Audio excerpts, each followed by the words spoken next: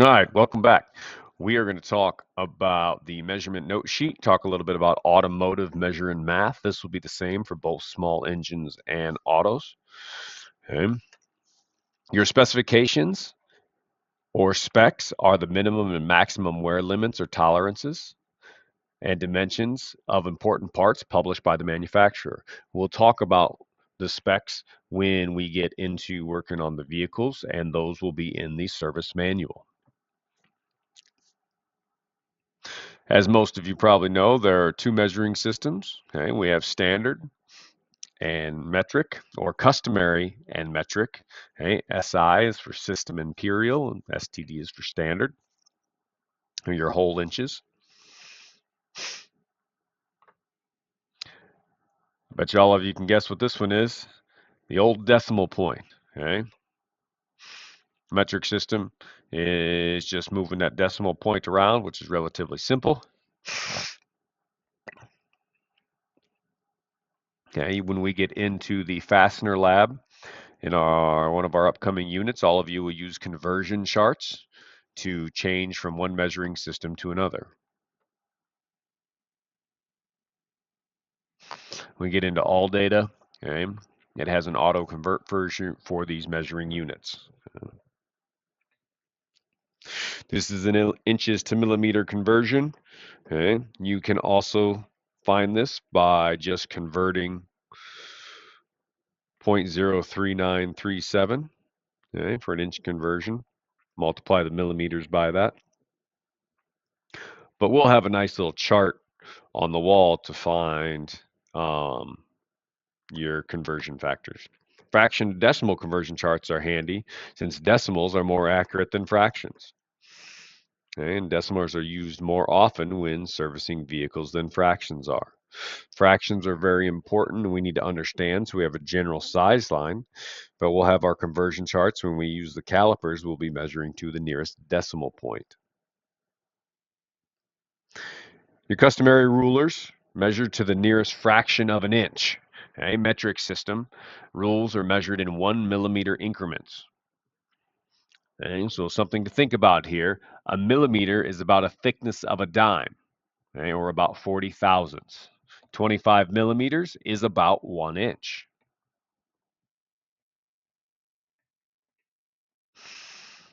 Put that also in perspective. The human hair is about 2 thousandths of an inch. It's pretty small. Okay. Your dial and electric calipers can make inside, outside, and depth measurements.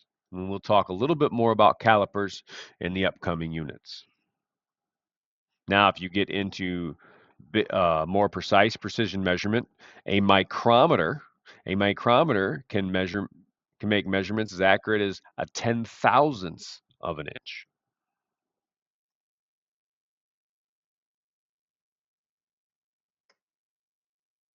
Your telescoping gauges, as well as small hole gauges, are used to take hard to reach internal measurements of bores and then transferred to a caliper or micrometer to get exact dimensions. These would be your telescoping gauges. These are both small hole gauges. They are both a style of feeler gauges because it goes off a feel. All right, 10 feeler gauges.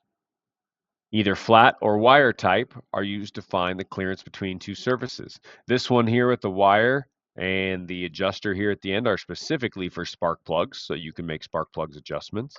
These here are the wire style feeler gauges, and then this here, and these ones in the upper left photo are blade style feeler gauges. Your dial indicators, they are delicate tools used to measure movement within a part. Up to a half of a millimeter or 1,000th of an inch. We won't talk a lot about degrees of rotation, okay? But when things do need to be measured, or if we're talking about timing, okay, there are 360 degrees in a full circle, and there are 180 degrees in a half circle.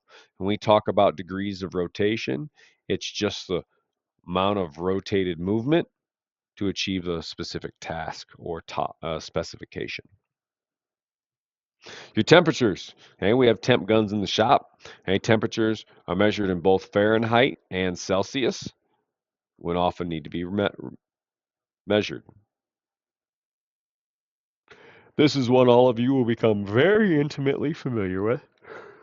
A torque wrench is used to apply a specific amount of twisting force to fasteners like nuts and bolts. More importantly, your lug nuts, okay, or small fasteners. All of you will learn how to use a torque wrench in the Bolt and Torque Lab, which will be coming up here really soon. There are three types of torque wrenches. Okay, you have the flex bar, which is this one right here. Okay, you have the dial indicator, which is this one here, and then you have the ratcheting style, which can be like this one or this one down here. Okay, ratcheting style can also be the click style, or it can be a digital style torque wrench or electronic.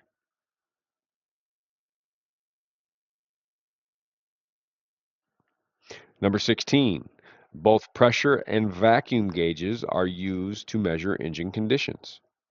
Pressure and vacuum gauges.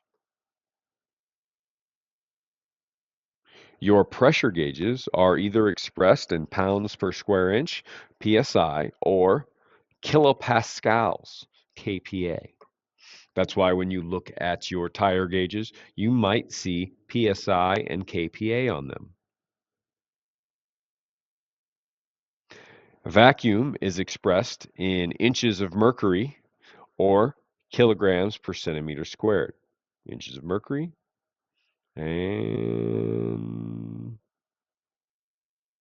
this one only has it in bar. Okay. There we go. 1 bar equals roughly about 15 psi. All right, little conversion here. Okay, 200. If 1 foot-pound is equal to 12 inch-pounds. Okay, there are 12 inches in a foot. There are 12 inch-pounds in a foot. Okay, so all of you will have to plug the numbers. If you have 20 or 240 inch-pounds, you would divide it by 12 to get your foot-pounds. 30 foot-pounds times 12 will give you the number of inch-pounds that you need. So I'll let you guys calculate those and see what they are.